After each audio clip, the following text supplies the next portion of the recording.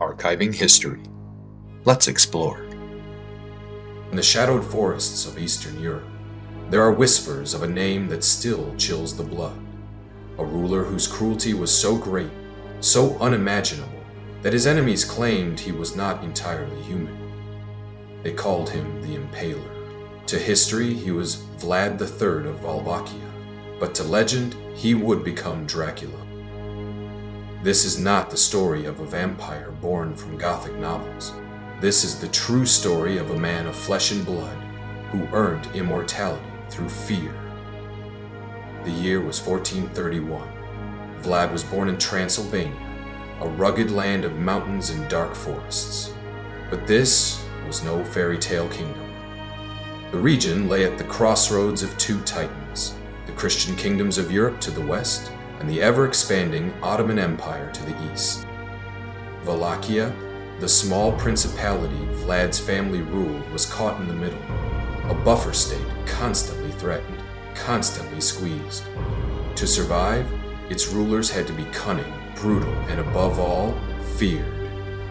Vlad's father, known as Vlad Dracula, bore the sigil of the Order of the Dragon, a brotherhood sworn to defend Christendom. The name Dracula meant the dragon. To his enemies, it also meant the devil.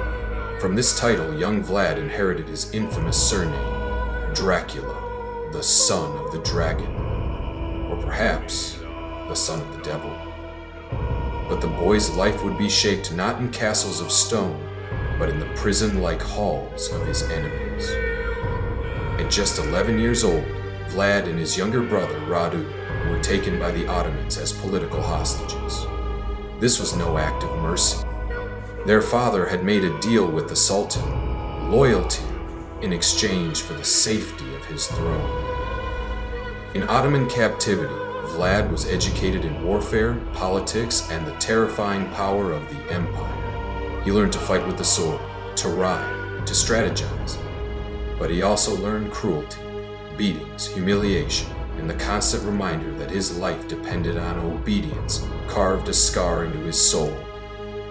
His brother Radu adjusted, charming the court, even winning the Sultan's favor. But Vlad seethed with hatred.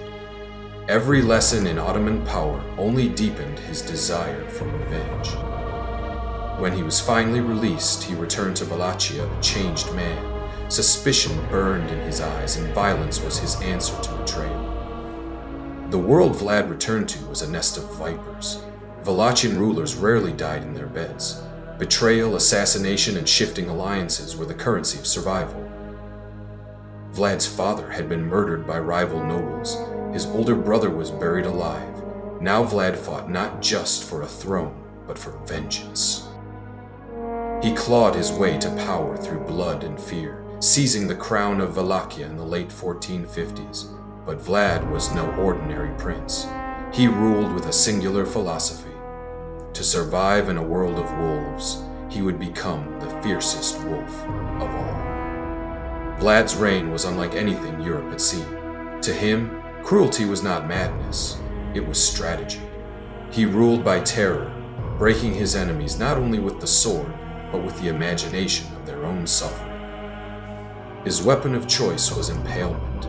Victims were hoisted on long wooden stakes, the sharp ends driven through the body, often in such a way that death came slowly, hours, sometimes days of agony. Forests of the impaled rose outside his cities as warnings to all who defied him. Merchants who cheated him, nobles who plotted against him, criminals caught stealing. All met the same fate. No one was safe, not even his allies. To cross Vlad was to invite a death too gruesome to describe. But his cruelty had a purpose. Wallachia, once torn apart by rival factions, grew quiet under his rule. Crime vanished. Nobles who once schemed in shadows learned to obey or die. His land was orderly, disciplined, and above all, terrified. But Vlad's true test came against the mightiest empire of his age, the Ottomans. When Sultan Mehmed II, the conqueror of Constantinople, demanded tribute and loyalty, Vlad answered not with gold, but with blood. He unleashed guerrilla warfare upon the Turks. Villages were burned, wells poisoned, supplies destroyed. He struck at night, using the forests and mountains as his allies. The most infamous moment came in 1462, at the night attack at Târgoviște. Under the cover of darkness, Vlad's army slipped into the massive Ottoman camp, setting fires, spreading chaos, and cutting down thousands in their sleep. Mehmed himself barely escaped. But it was what the Sultan saw afterward that would haunt his memory. Outside the city, Vlad had prepared a spectacle, a forest of some 20,000 impaled corpses, Turkish prisoners displayed in grotesque silence.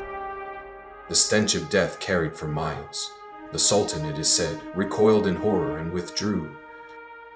Here, Vlad's legend was sealed. To Europe, he was a defender of Christendom, a bulwark against the Islamic tide. To the Ottomans, he was not a man, but a demon in human form.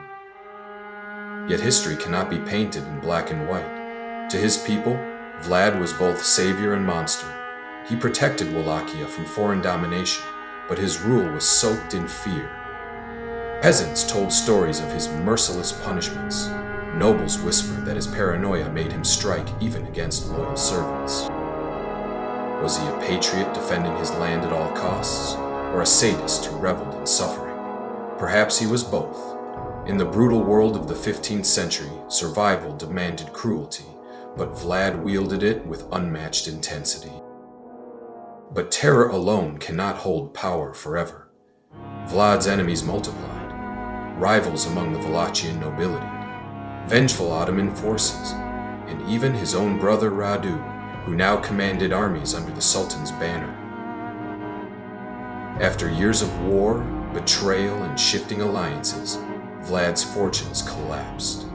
He was captured, imprisoned, and though he clawed his way back to power briefly, his final reign was short-lived. In 1476, Vlad met his end in battle. His body was said to have been cut to pieces, his head sent to the Sultan as proof of his death. Even in his final moments, legends say he fought like a beast, cornered, refusing surrender until the last breath. Vlad was gone, but his story was only beginning. In Europe, pamphlets spread lurid tales of his cruelty, stories of boiling people alive, of dining among the impaled, of drinking blood from his victims. Whether true or exaggerated, they cemented his reputation as a monster. Centuries later, these tales would inspire Bram Stoker's Dracula, the immortal vampire who feeds on human blood. Yet the reality is darker than fiction.